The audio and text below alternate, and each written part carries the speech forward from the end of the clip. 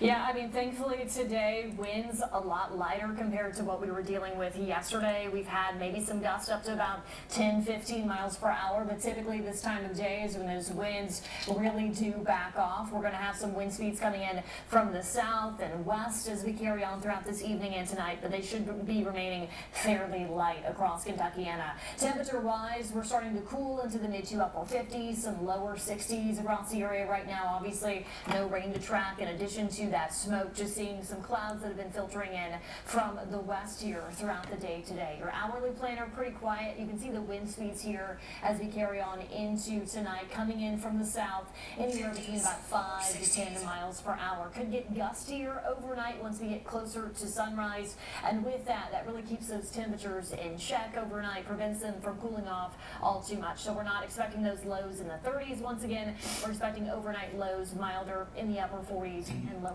Crash confirmed at the airport from Louisville Metro Police. Injuries reported. We do not know what type of airline or. I want to know if it was private, normally private, or is this like a commercial airliner? Was it a Boeing? The Louisville International Airport. It's an international flight. Right there on the other side. We saw the camera from the other angle where you could actually see not only smoke but fire coming out from that accident. So, as we are getting ready to have sunset here, Mallory, what time is sunset today here? 5:40. So that becomes it's happening at the moment. Yes. It becomes a whole different situation for our emergency crews in this area. This scene really hasn't changed. It seems to me to be growing a little larger as far as the plume of smoke is concerned. Again, a plane crash today at Louisville's airport. We've had an airport that has been thankfully free of plane crashes over the decades, and here now this appears to be a major one underway, as they have also issued a shelter-in-place order that came out at 5:39 this evening, 5 miles around the airport in all directions. Right, and again, lots of folks just trying to figure out what we have here, obviously, and as they're driving by, a scary. 65 South all the way to the airport. This seems to continue to expand. That is crazy. And I am not seeing this turn down at all in regards to the smoke here. We did hear some ambulances in the area, some other first responders, and those sirens, but there's no movement here at the airport at all. This does not seem to be letting up anytime. I want to know the advantage. Is he wearing a mask to stop from stopping to, like, he doesn't want to inhale the smoke? Is that why the mask is necessary? Is he filtering out the smoke in the air?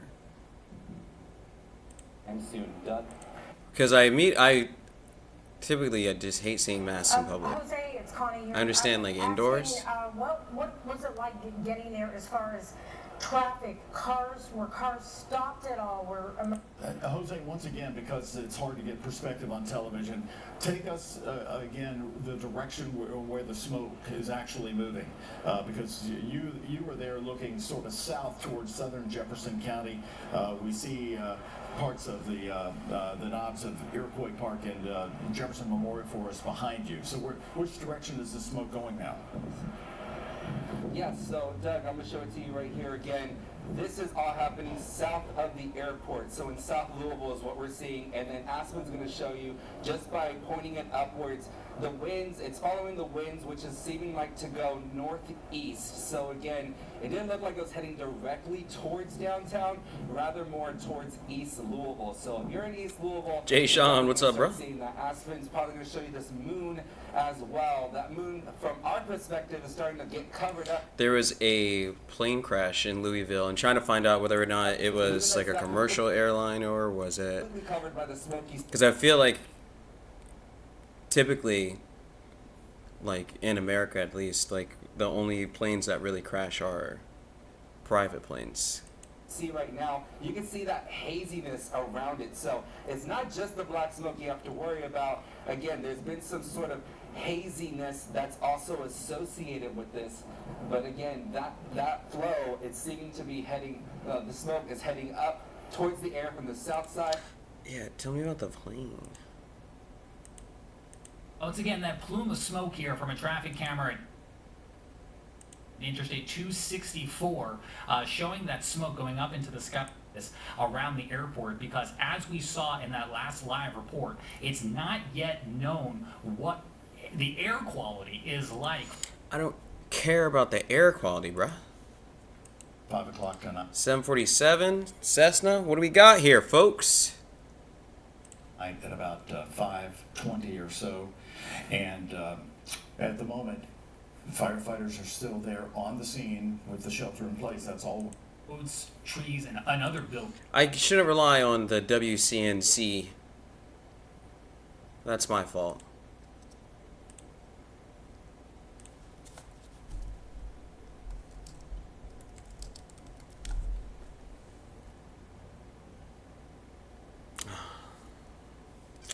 Three killed, 11 injured. Oh, UPS cargo plane. I was like, how does it only have 14 people on the plane and only 3 of them passed away? Or did it crash into something?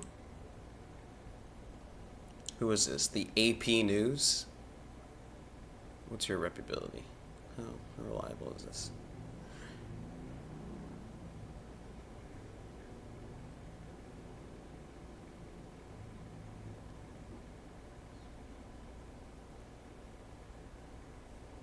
It's weird to say Tuesday on the day.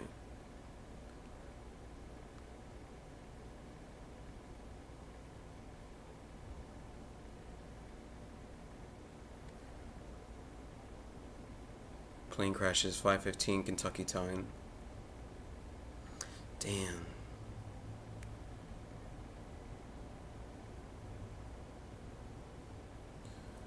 How many people were on the plane? This was updated 3/19.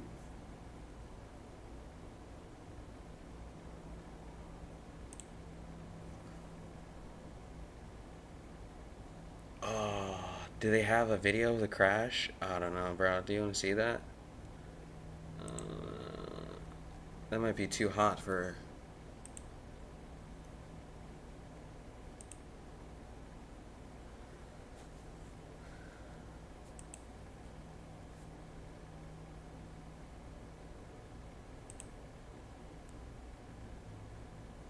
Oh no, there's video of the takeoff. Oh nah, dude. Do they even know inside the plane? Oh no! Damn!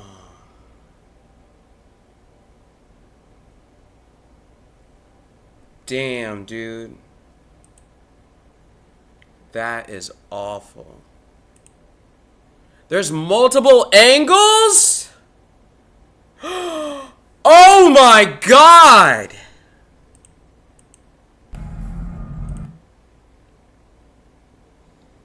Oh, we have too much power. We've gone too far with technology. I didn't need to see that. That's terrible. Terrible. It's awful.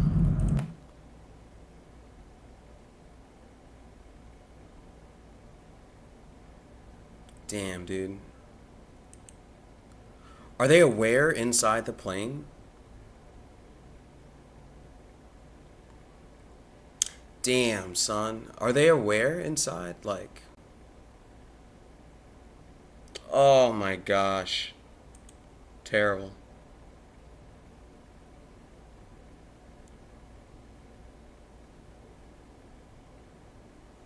Damn. I know. That was crazy, bro. That was actually crazy. That was actually insane. That was actually nuts.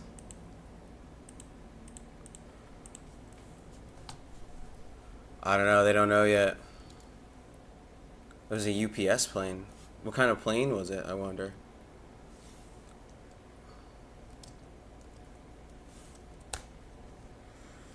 Damn, dude.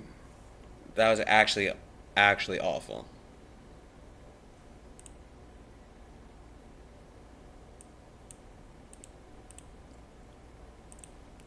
How do I look it up live? There we go.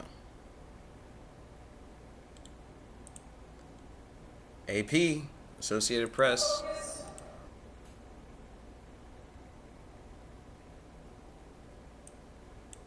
Relentlessly on what matters most. Lowering costs, keeping our communities safe, and strengthening our economy for every Virginian.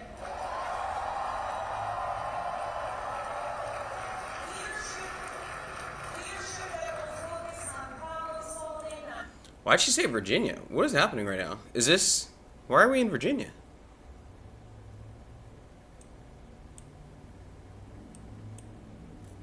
They're just telling us about a debate over there.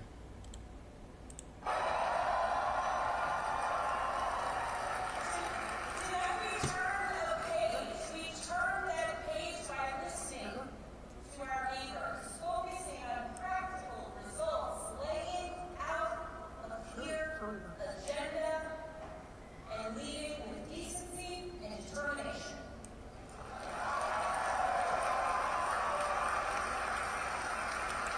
To everyone who helped us achieve this win, from the bottom of my heart, I thank you.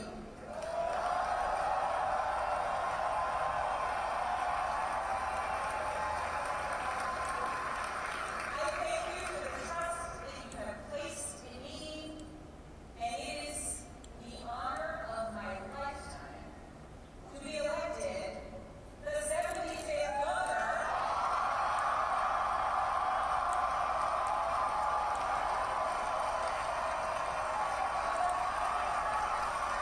Good for her, dude. I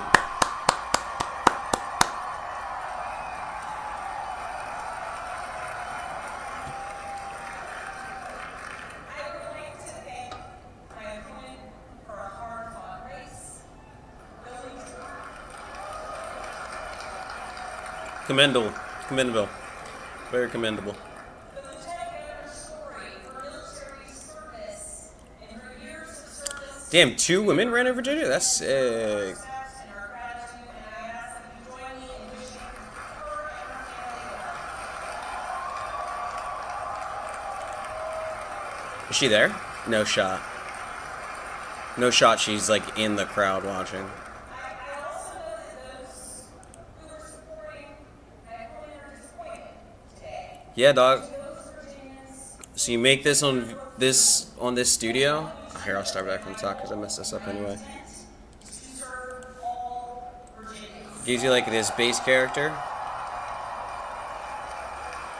You can do anything. So the goal is I will work for you and with you. something like this, kinda. Approach that I've taken throughout my entire career. I have worked with anyone and everyone, regardless of political party, to deliver results for the people that I serve. Ooh. And that's because I believe in this idea that there is so much more that unites us as Virginians and as Americans than divides us.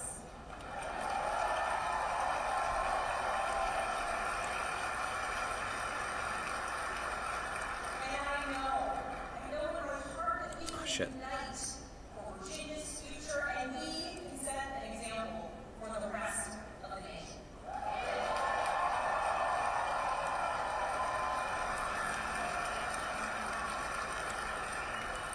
Our founders understood this from the very beginning. They didn't choose to call Virginia the Commonwealth by accident.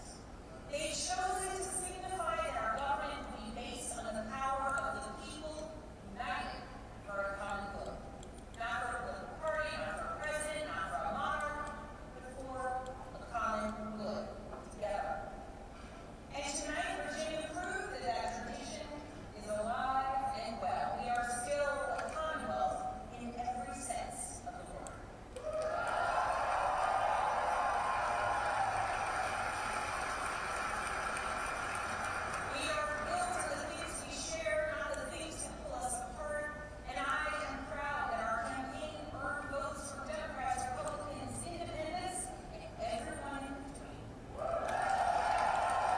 Flex on them.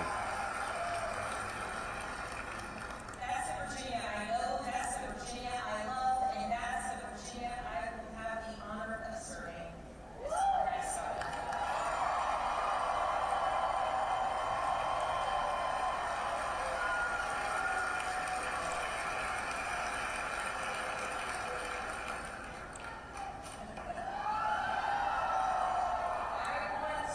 I want to thank so many people for the support that they have given to our campaign.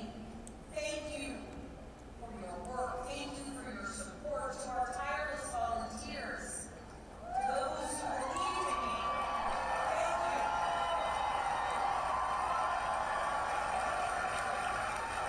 Thank you for devoting your time, your energy, We're good, bro. conviction to this We're planning to come back and surprise everybody soon. Fly back soon. Virginia, after all. Thank you. Thank you for talking to your neighbors about the importance of this race. Thank you for recognizing that when we went person to person engaging, that we could bring people not just into supporting our campaign, but into engaging in our Yeah, bro. We'll hit you up when we get there. You should come hang out. We won this race because of you. I don't think I like this. To our campaign team, you're the best in the country.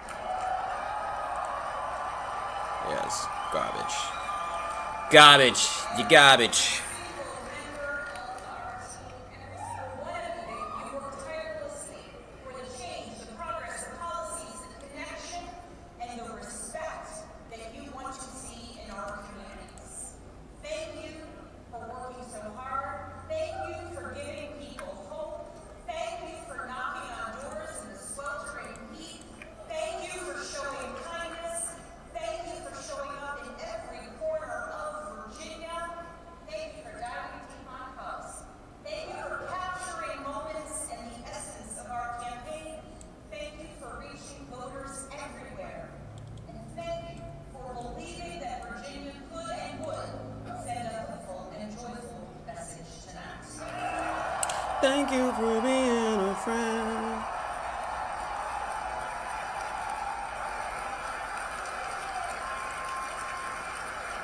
Thank you for giving everything to this campaign event. And thank you to my family.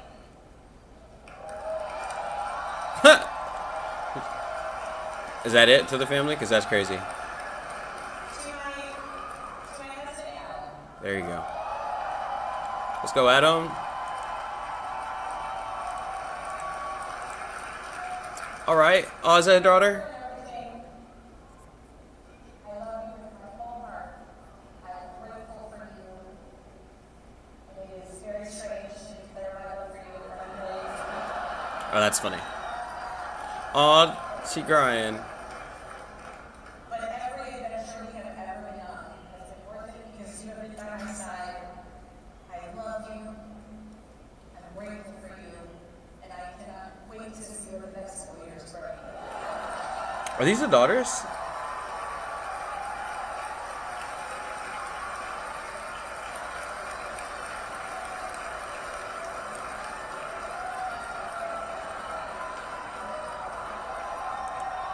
Aw, good, strong family. To my daughters, Claire, Charlotte, and Catherine, you inspire me and motivate me Bro, my man's got 3 daughters. every single day.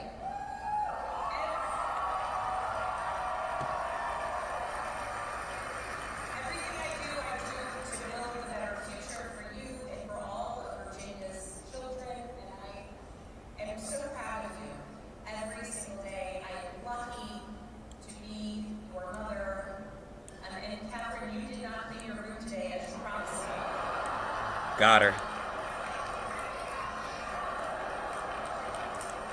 She's working on it. If I was working on it, we wouldn't have won this election, okay?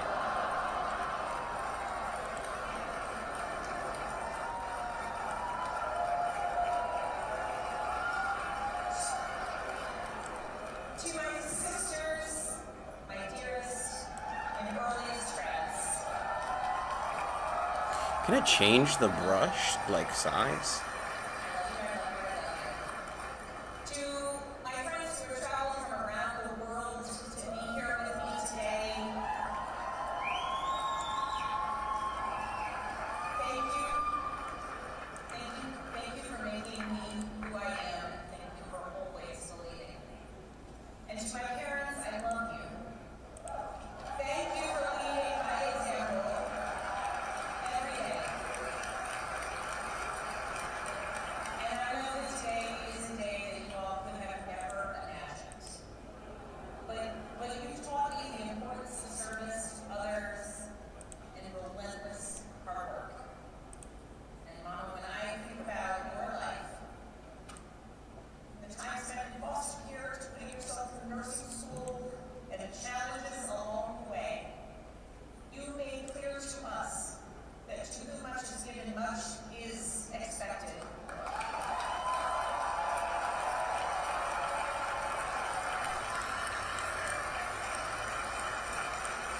And you have given me so much of your own struggles and your own challenges, and I know much is expected. Dad, thank you for your example of service and tireless devotion to family and country. Nothing has made me prouder than to follow in your footsteps. So many steps along the way.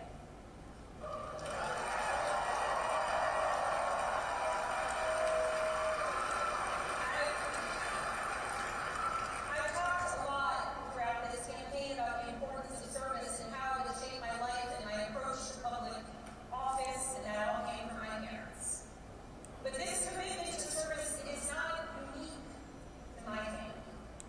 It's ingrained in so many of Virginia's families. It is part of Virginia's story. Here, in Virginia, this is where American democracy was born and where we are still working to perfect it today, where James Madison built the framework for our Constitution to protect us from tyranny, where Washington and Jefferson fought to establish a government of, by, and for the people. It is also the place where Barbara Johns, a 16-year-old student from Farmville,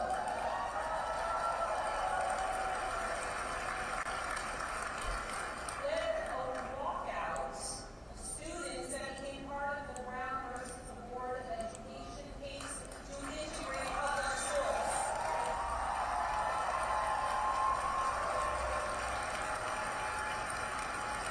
Barbara Johns never gave up, and she showed us that no matter your age, you can be part of the change and the progress that you want to see here in Virginia and across the nation. We are a nation founded on ideas that we are a country where it is up to us, the citizens, who must put those ideas into action. It is us, the citizens, who work to make the change and progress and build upon the foundations laid out for so many years. And Virginia, now is our time to lead. Tonight, it's hard not to reflect on the nearly 2-year journey that we've taken together on this campaign. And just a few minutes ago, Alan said to our daughters, "Your mom's going to be the governor of Virginia."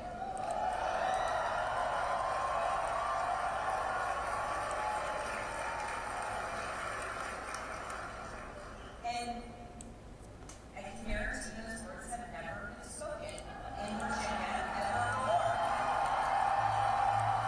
Oh, is she the first female? First woman governor? That's tough.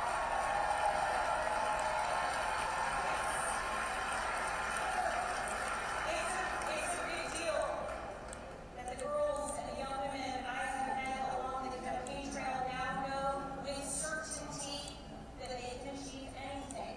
It's a big deal. The women older than I am who forged the path, dreams, hard work, and a belief that change and progress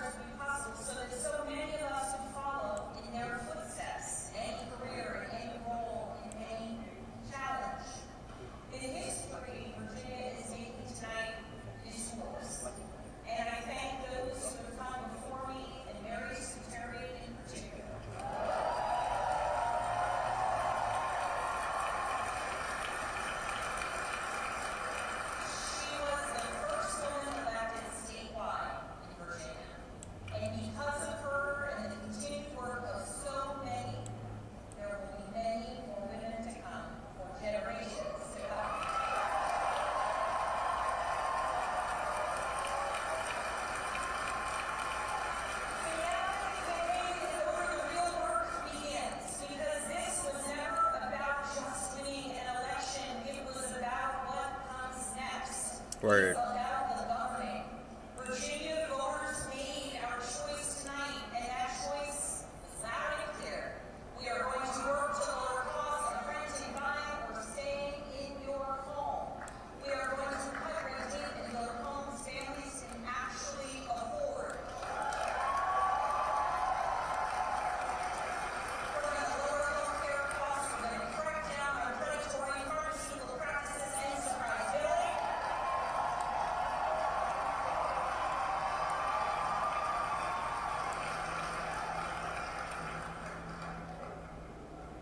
And we're going to produce more energy. And we are going to lower costs. And we're going to do it by producing more energy here in Virginia. And we're going to make sure that large utility users make sure that they pay their fair share.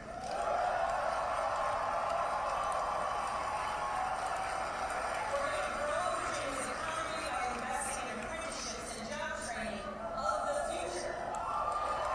We're going to leverage AI and cutting-edge manufacturing to bring more capital investment into our Commonwealth. We are going to take politics out of our schools. We're going to make sure teachers are well paid and well respected.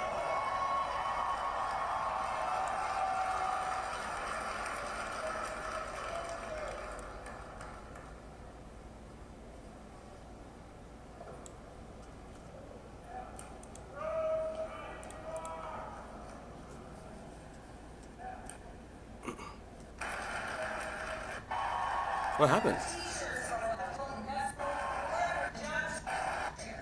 Oh my god, did somebody pass out?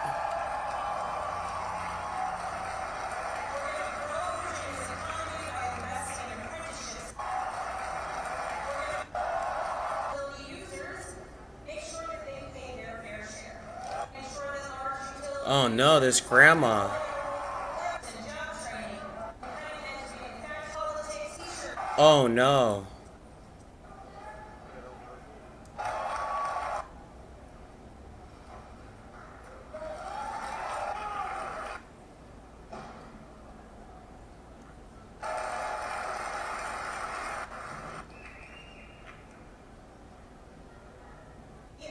Are going to make sure. We are going to make sure that our teachers are well paid and well respected.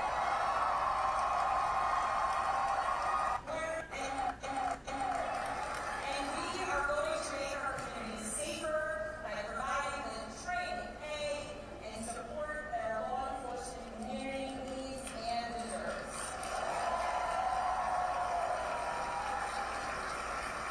These aren't slogans on a bumper sticker. They are actionable policies that I am ready to implement starting on day one. And starting now, that work begins. So as we begin this transition to a new administration, I want to be absolutely clear about a couple things. First, Virginia is 3 minutes to go. a South that hasn't restricted women's reproductive rights since.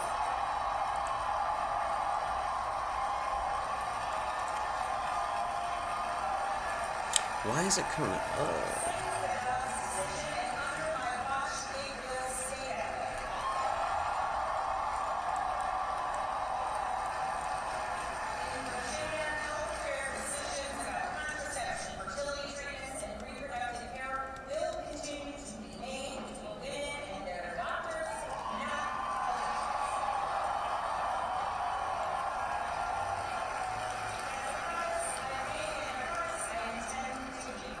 Second, I will always stand up for Virginia workers always.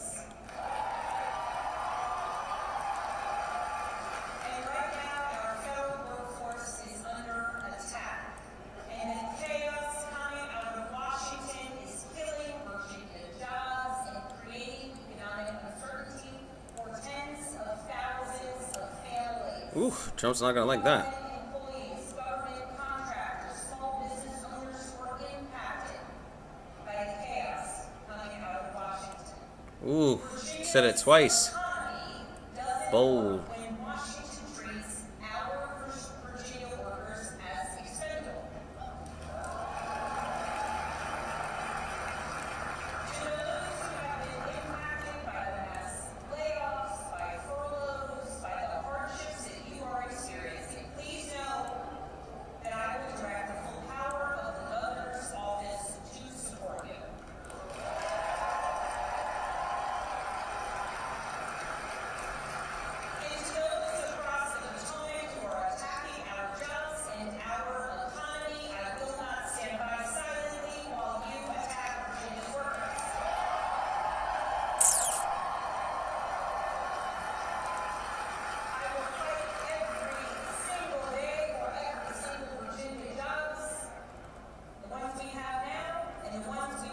to our Commonwealth into the future. I will stand up to anyone who tries to harm our economy or the livelihoods of our Virginians.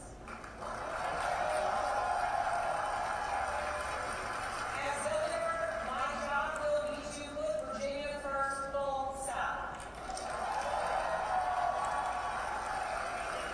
And tonight, as the governor-elect, I call on Congress, Republicans and Democrats, and our president to make real progress on bringing this shutdown to an end.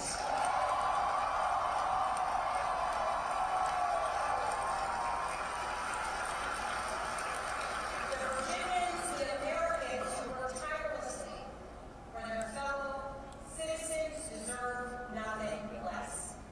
I know we're living in a time filled with chaos. We live in a time marked by uncertainty, and along the way, we do our best to try to explain it to our kids. I know the list of challenges that we are facing is long, but I also know that the only way we're going to solve these problems is by tackling them together. Democrats, Republicans, Independents, all of us, because that embodies the message that we sent tonight. That is what being a Commonwealth is all about. Standing united for our future.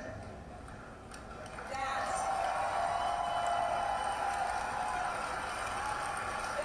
is what Virginia is about. So let's show the world what we're made of. Let's get to work. Thank you all so very much.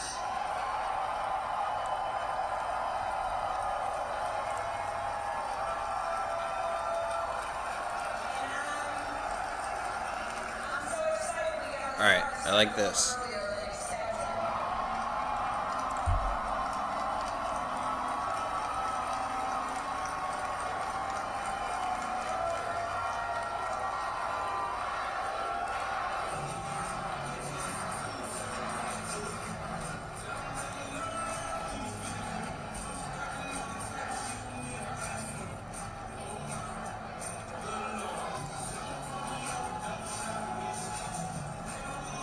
Damn scholar history.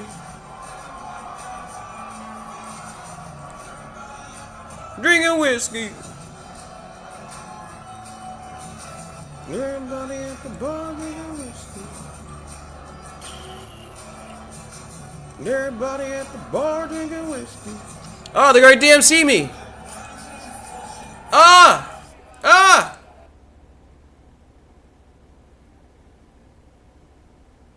I was too busy jamming. I didn't even realize what was happening.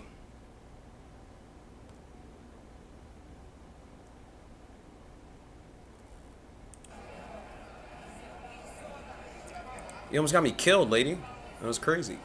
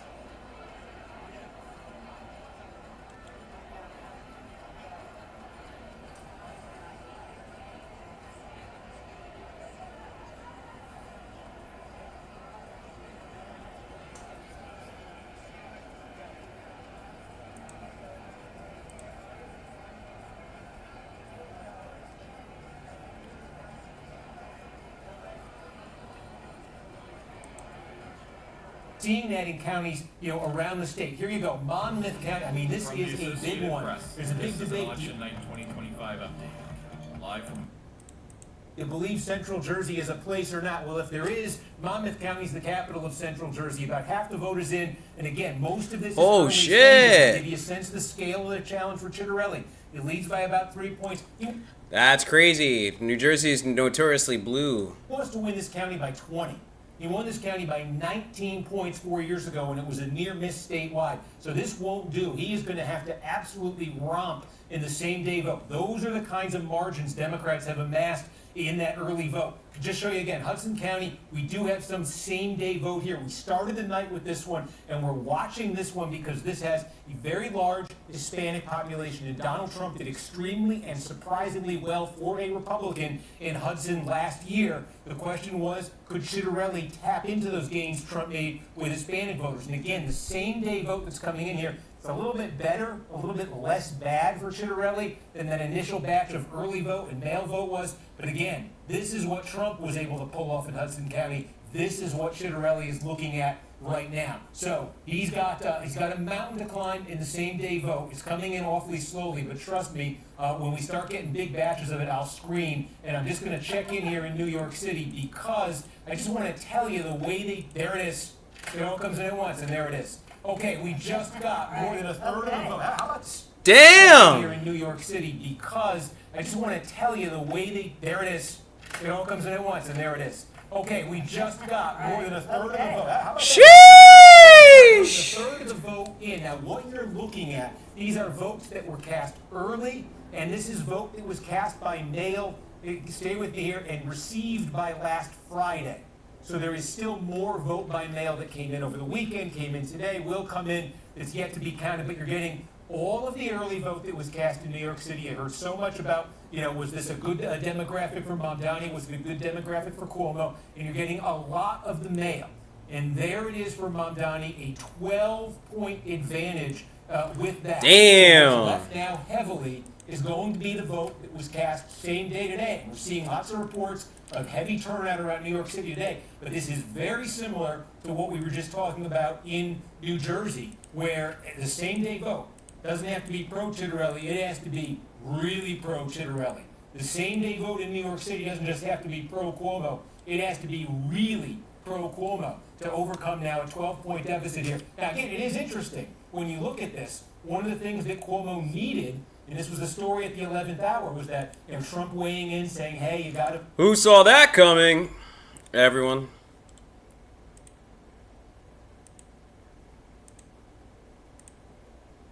Zoran Mamdani. That name is tells me your future mayor, Zoran Mamdani.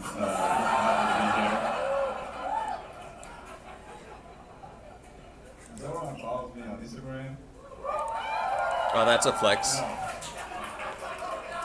But I like talking shit about everybody. And now I can't talk shit about Zoran because he's gonna see it. I got shit to talk about Zoran. Cuomo is also a socialist. You gotta understand that. He believes everybody's titties is his titties. Fire. I'll put that on Instagram. And I'm gonna get a like from Zoran Mamdani. Yes. I'm not Nima Patel, it's me, your future. Oh, shit. Sorry.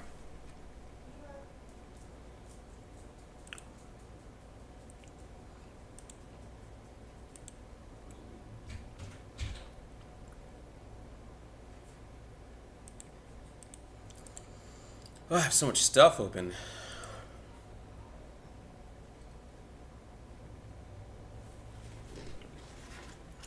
Not gonna lie, guys, I'm pretty hungry.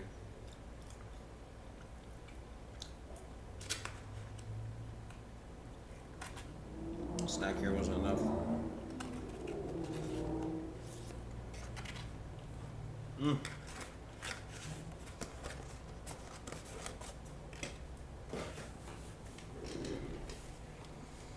I hate when people eat and talk, though. So give me a sec.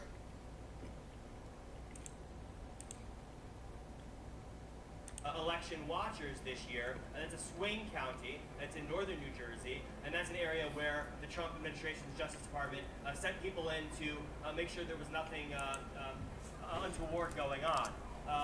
For now, we are watching and waiting, awaiting that AP race call in this pivotal governor's race. As we mentioned earlier in the show, these races are seen as a bellwether going into the midterm elections in 2026 and the presidential election Instantly in gone. 2028. And New Jersey has traditionally gone blue in presidential races. The last Republican to win was George H.W. Bush in 1988. But the governor's office, it flips. Chris Christie was the governor prior to Phil Murphy, the incumbent now. Murphy's a Democrat, Christie was a Republican. So there was hope going into tonight for Jack Ciattarelli, for his supporters here, in part because Ciattarelli has run for governor twice before. He lost a primary the first time around, but he only lost to Phil Murphy in the last cycle by 3 percentage points. And that, along with support from Donald Trump, the president, and other prominent Republicans, has given a lot of hope to the supporters here, whereas at Mikey Sherrill's campaign headquarters, there's a lot of hope because of the support she's received, namely from former President Barack Obama, who came to New Jersey to campaign on her behalf. Donald Trump did telephone town halls on behalf of Jack Ciattarelli, but did not campaign in New Jersey for him, despite where we are right now, the Bridgewater Marriott, the headquarters for his campaign, a mere 7 miles or so from Trump's Bedminster Golf Course Resort, where he spent some of his summer months. Oh, she rigged it Thank you, too? Mike, No for bringing us all way. that information from there on the ground in New Jersey. We will be checking. Can back you in on rig that in race Vroyd? as we go through this evening? Mike reminds us that polls have been closed for a while there in New Jersey. So we will continue to keep an eye on the AP Wire and on our live updates on apnews.com for incoming information about this race. That's crazy. As you can see now on your screen, we also have live images coming in from Democrat Mikey Sherrill's campaign there in New Jersey for the gubernatorial contest. On the right-hand side of your screen, we continue to have more pictures coming into us live from New York City, where we're following results in that mayoral contest. So, Sagar, as Mike was just reminding us about the campaigning in the closing days of the New Jersey gubernatorial race as it's happened, we saw former President Barack Obama campaigning for the Democratic candidate there, as well as in Virginia, like we talked about before. President Donald Trump mentioning Jack Ciattarelli and doing these teletown hall type events for him, but not spending any time on the ground. In these first round of contests after Trump's return to the White House, kind of the midway point between now and the midterms, can we read anything into the president's decision, or maybe lack of a decision, to really be involved so much in these campaigns? There's been some talk around the White House that he did not want to essentially tie himself to any candidates. There have been other ultra-conservatives, arch-conservatives, who have begged for his support, whom he has backed, and they have in turn lost. And you know how much this president dislikes that. Compared to Winsome Rose Sears in Virginia, when he didn't even say her name or endorse her, he has been,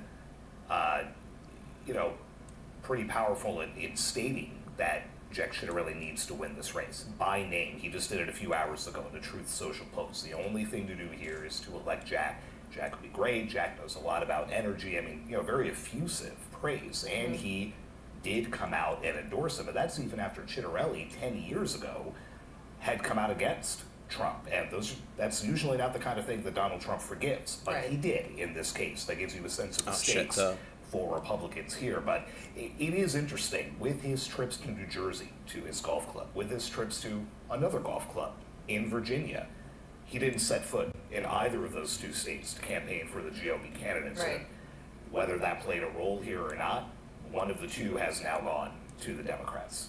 Always interesting to try to telegraph any connections that we can see between what may be happening on a decision-making basis at the top level, and then thinking about how it affects the lives of not only the people who are going to be voting in these contests, but the political reporters like you and me who are going to be watching those midterms very closely. So with this first round of votes and first round of results, I guess that gives us whatever idea we can have at this point. Plenty of fodder for a year. We can look at it that way. Lots of things to think about for those midterm elections, which will be 364 days from today. We will return you now to the live images, those 4 boxes on your screen that you can see still continuing to come in from Mikey Sherrill's campaign rally in New Jersey. She is the Democratic candidate there. Also on the right-hand side of your screen, we see live images from New York, where we continue to follow that marquee contest for tonight, the mayoral race in New York City. We'll be back with you soon.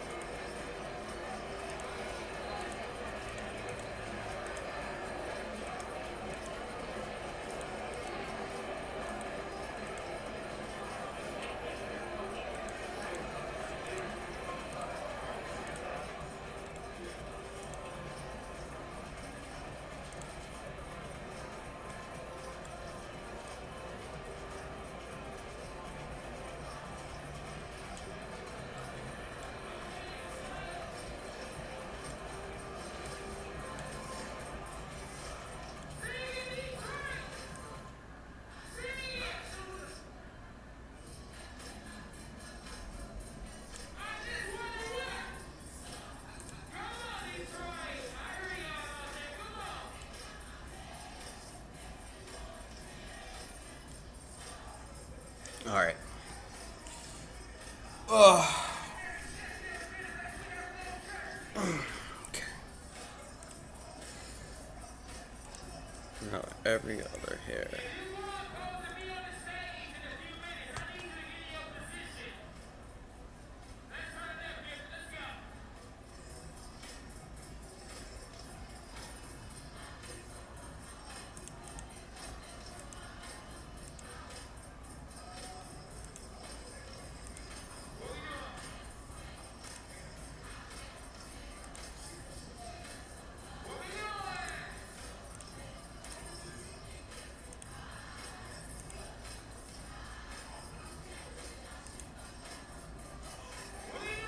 Can I not change this?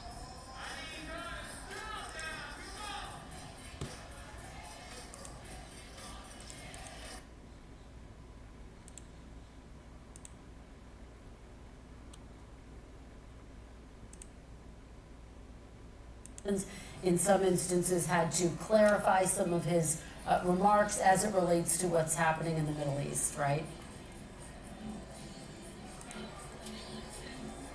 Can't I change this?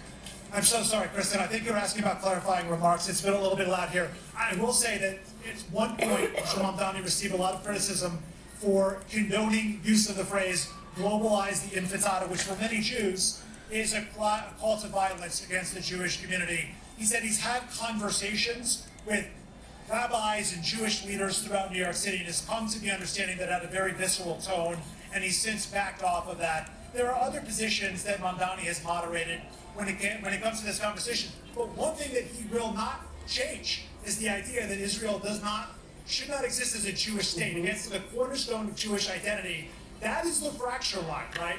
There's also comments that surfaced from 2023, which he said at a national convention for the TSA, when the boot of the NYPD is on your neck, it's laced with the IDF. Not exactly clear what he meant by that. This was tape that surfaced, has since been confirmed, but he has been asked about it. Hasn't really offered much other than I'm looking forward to working with people all over New York City and concentrating on a platform of affordability. He is How do I change this color? But this is big picture, such a major issue. And by the way, another component of this race, Islamophobia as well. Kristen, there have been ads run by anti-Mamdani super PACs that have shown him in front of the World Trade Center towers being struck on 9/11. As you know, we won't even show that video when we're talking about the anniversary, let alone so flippantly in the middle of a political campaign. So the sensitivities around this issue are super elevated moving forward. Absolutely, Sam. Thanks for that reporting and for powering through. And I know it is really loud there. I really appreciate it. We'll come back to you soon. Rahema, let me turn to you. Sam talks about the fact that, yes, Mamdani's views on the Middle East have loomed large over this entire campaign, as has his message on affordability, with Governor Cuomo saying he is unrealistic in what he is promising. Governor Cuomo saying he has the experience to lead, and yet, of course, he has an incredibly complicated history as well, having resigned amid a series of scandals that loomed large over his entire campaign. In Vrid. So, I feel the need to explain this because this was a little hard for me to find it for any value. They will lead option. They will click on a coat or some type of outfit.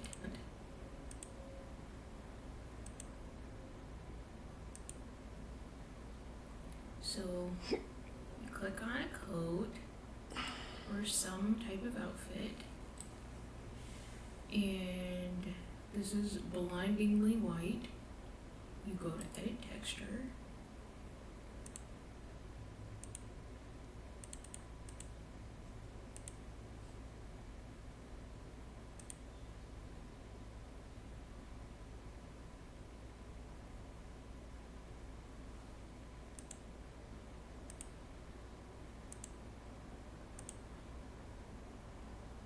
Damn it.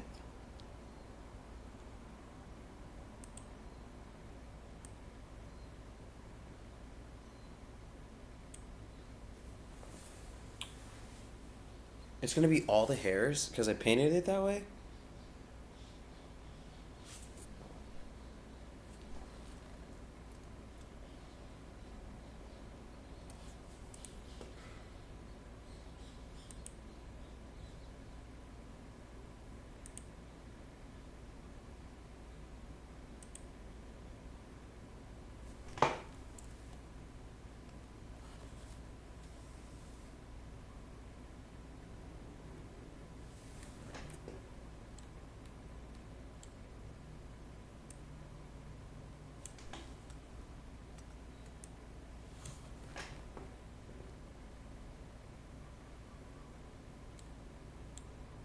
Can I paint? No way. Wow. Shut up.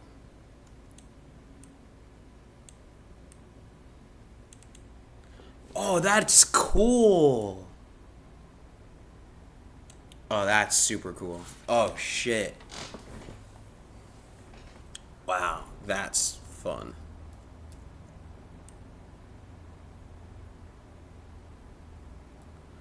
Oh, that's so interesting.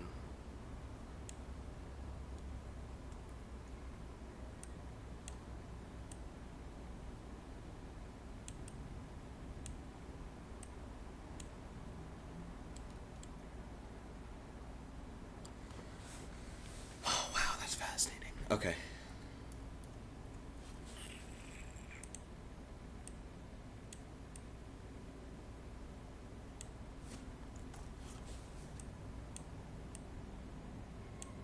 That's so dark.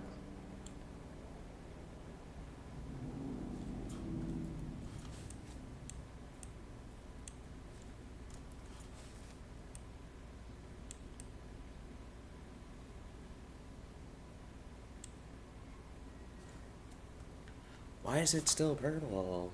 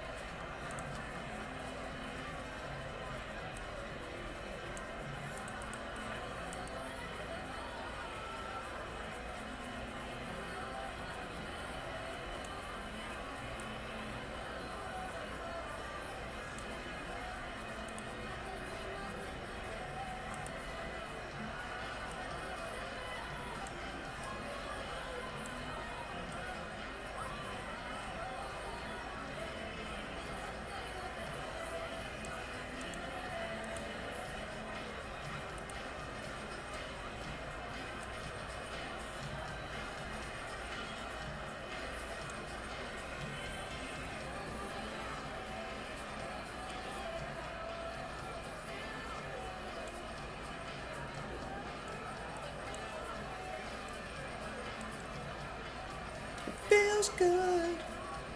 Yeah. Feels good.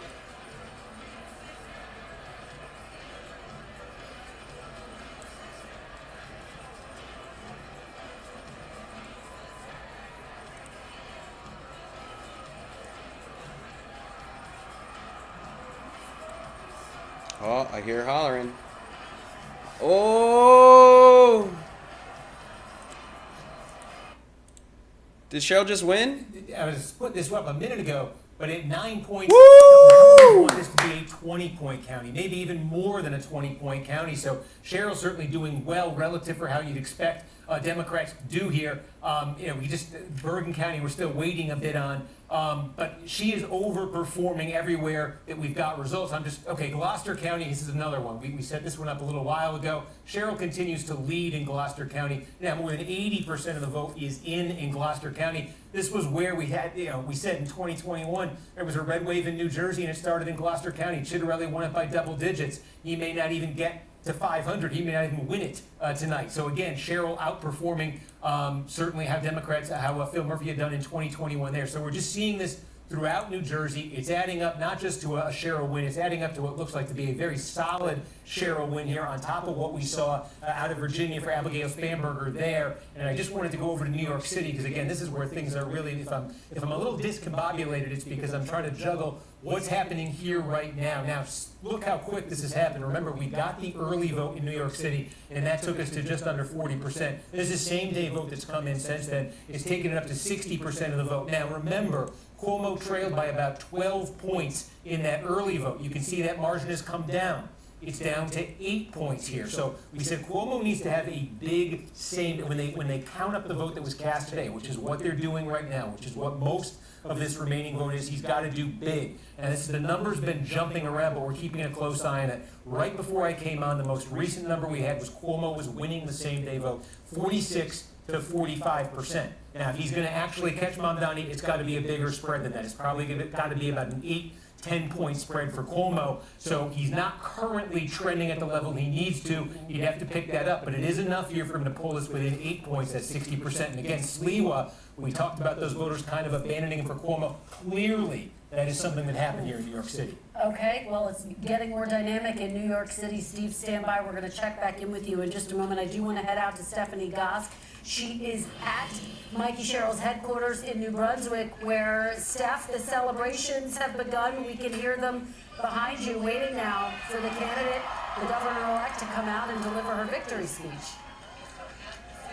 Yeah, well, that should be happening probably pretty soon. It's interesting, Kristen, because some people are saying that this race was going to be really tight, that it could be going into the wee hours of the morning, and it is not even 9:30 yet, and we have a winner. That sounds like a demonstrative win. People in this room are realizing that right now.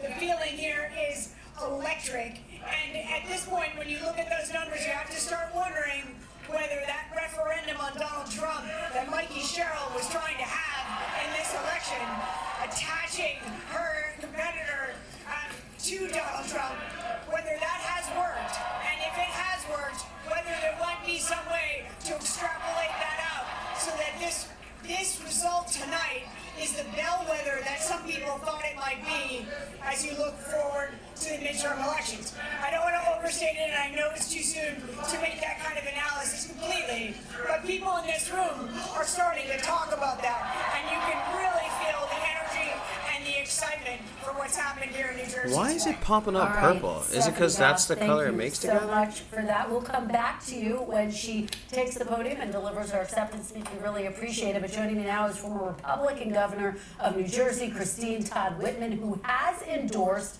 Mikey Sherrill. Governor, thank you for joining me. Your reaction to the big news we just called this race. I am delighted. It's been a great night for women across the board, in Virginia as well, and several other races, but this is terrific for New Jersey. It really is. It means we're going to have a governor who's going to care about New Jersey, not care about what the president wants. And that's what people want. They want someone who's going to focus on their issues, not try to please someone in Washington. And I'm just delighted, and it finally means that we'll stop introducing me as the first and only female governor of New Jersey. You have a little bit of company now, another history-making moment, that is for sure. Governor Whitman, let me ask you one of the big questions of the night. New Jersey's obviously a blue state. It's also a state where President Trump made some significant gains in the last elections, in part by driving out Latino voters. And one of the big questions hovering over this evening was, could Mikey Sherrill, could other Democrats start to win back that coalition? Democrats potentially could draw too many lessons from these races, but what, if anything, do you think the lessons are here in this race? Well, I mean, it's clear that Mikey had the message that people wanted to hear because she's been outperforming in almost every county. Why Everywhere you look, is this she's not been working? outperforming what was expected of her and what's happened in the past for Democrats or previous gubernatorial candidates. And conversely, Jack has been underperforming, and this is his third time around. So if Republicans are gonna lock in the Hispanic vote, they should have done it by now. And I think it shows that Mikey, people who are in the center can reach out to everybody. And that's what people want. I mean, that's why we have the Forward Party that Andrew Yang and I have among the co-founders, to offer people a choice of representatives who are going to really represent them, elected officials. And that's what Mikey Sherrill has said she was going to do, is go after those New Jersey issues and only concentrate on New Jersey. Not worry about what Washington is saying or wanting them to do. I mean, she cares about what they're saying, and that's one of the things. Jack said he could think of nothing that Trump had done that was wrong for New Jersey, and yet he's canceled the tunnel.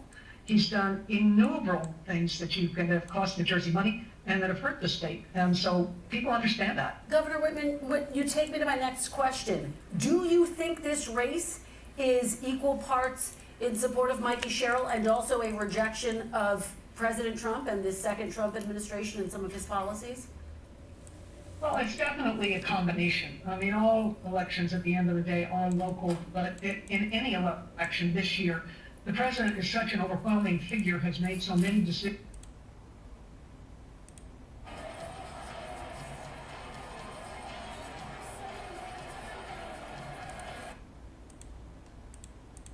that are hurting so many people that you can't ignore it. It's clearly a reflection. Not just on the president, though, but on this dysfunctional Congress. I mean, the House hasn't been back in session for 6 weeks, and we're paying them. Governor Whitman, I hate to do this. I have to interrupt you. I have to thank you for joining us, but we do have another call that we want to make, which is that NBC News can now present the Democratic Socialist Zora Mamdani is the projected winner. We did it, Mom. Elect of New York City, the first Muslim. The first Muslim. He came from near obscurity. Muslim. I hate how people say it. Assemblyman soared to the top of the list in the primary. Governor Cuomo was beaten there and then ran as an independent, and now he has declared victory once again.